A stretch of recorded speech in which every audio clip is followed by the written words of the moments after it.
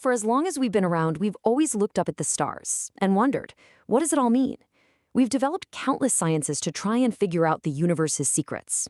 And one of the most profound, one of the most ancient, is Jyotish, the science of light, born right out of the heart of ancient Indian wisdom. I mean, just stop and think about that for a second. The eye. Of all our senses, our vision is what gives us clarity, context, and perspective. So to call Jyotish the eye of the Vedas, the most foundational scriptures, well, that's saying something huge. It means it was seen as the one tool you absolutely needed to see everything else clearly. So, the big question is, what were they actually seeing with this cosmic eye? Was it just about predicting the future? Or was it something much, much deeper? A glimpse into the very fabric of time itself? Well, that's exactly what we're going to dive into. So here's our roadmap. We're going to look at where Jyotish even came from, see how it's changed over time, break down its core structure, check out some really fascinating ways it's practiced, and then finally, figure out what its real purpose is. Okay, let's start at the very beginning. The roots of Jyotish go deep into the Vedas, the ancient texts of Sanatana Dharma. Now, what's really important to understand is that these texts are considered aparyuseya. That's a fancy word that basically means they weren't written by any one person. The idea is that this was revealed knowledge heard directly by ancient sages or rishis in deep states of meditation. And the Vedas are, well, they're massive. So to even begin to understand all this knowledge, the sages created 6 supporting sciences called the Vedangas, and that literally means the limbs of the Veda.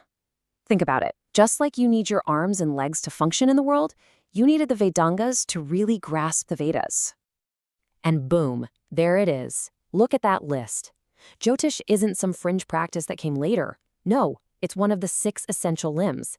It's right there with grammar and phonetics. And as the eyes, its job was to provide the vision, the timing, the cosmic context for everything else. Right, so let's track how this all evolved, because the main job of Jyotish has actually changed a lot over the millennia. In fact, what it was originally used for might really surprise you. See, back in the day, Jyotish wasn't about telling you your personal fortune. Not at all. It was this incredibly precise mathematical science used to find the perfect time, the muhurta, for big community events. Things like major rituals, coronations, or weddings. The timing had to be perfect to make sure things went well. And over the centuries, some absolute geniuses codified and expanded this science.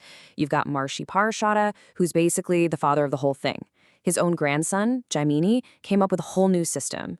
And then you have brilliant mathematicians like Aryabhata, who came along and gave it an even stronger, more scientific foundation. So here's a crucial point. This isn't just a jumble of ideas. It's an incredibly organized system. This vast body of knowledge is neatly divided into 3 main branches, or what we can think of as 3 pillars. And what's so cool about this breakdown is the logic. You see how it flows? It starts with the biggest picture imaginable, the pure math of the cosmos. Then it zooms into what's happening here on Earth with all of us. And finally, it zooms all the way into the life of one single person. The first pillar, Siddhanta, is the foundation. It's the engine room. This is pure, hard astronomy, calculating exactly where the planets are, how fast they're moving, all of it. Without these super precise calculations, literally none of the other stuff would even be possible. Next up, you have Samhita. This is where we zoom out to look at the collective. You could call this mundane astrology. It studies how all those cosmic movements affect big groups, entire nations, global events, even things like weather patterns, economic shifts, or natural disasters. And finally, we get to Hora. Now, this is the branch that most of us think of when we hear the word astrology. The name actually comes from ahoratra, which means day and night. And it's all about the personal, reading an individual's life path from that unique snapshot of the heavens taken at the very moment they were born. Okay, so now let's get into some of the really wild stuff.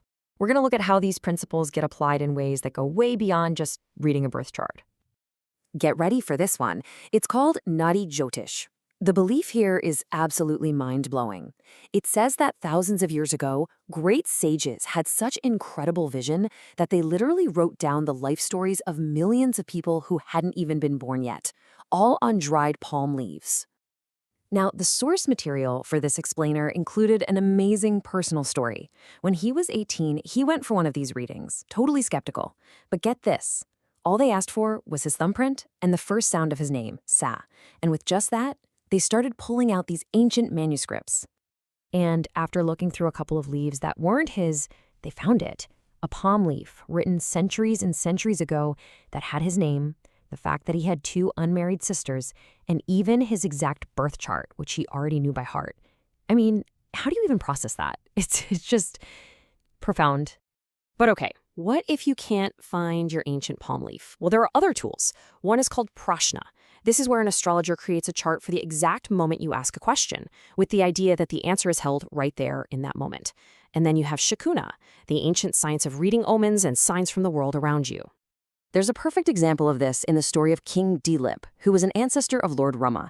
He was on a really important quest, and at a key moment he heard a peacock's cry and saw a cow appear on his right side. Both of these were seen as powerful, positive signs from nature itself, telling him that yes, he was on the right track and he would succeed. So, after going through all of this, the history, the structure, these incredible practices, what's the real point? What is Jyotish really for? What's the ultimate goal? The true gift of Jyotish, they say, boils down to two beautiful words, dasha and disha. The goal is to give you an understanding of your dasha, which is the planetary period or the chapter of life you're in right now, and based on that, to give you disha, a clear sense of direction. And this is so important to get. The real purpose isn't to tell you you're doomed or destined for some rigid, unchangeable fate. It's meant to be a map, a light, something that shines on the path ahead to give you clarity. It helps you understand your struggles, see your strengths, and just get a better handle on the unique journey that you're on. So let me leave you with this final thought.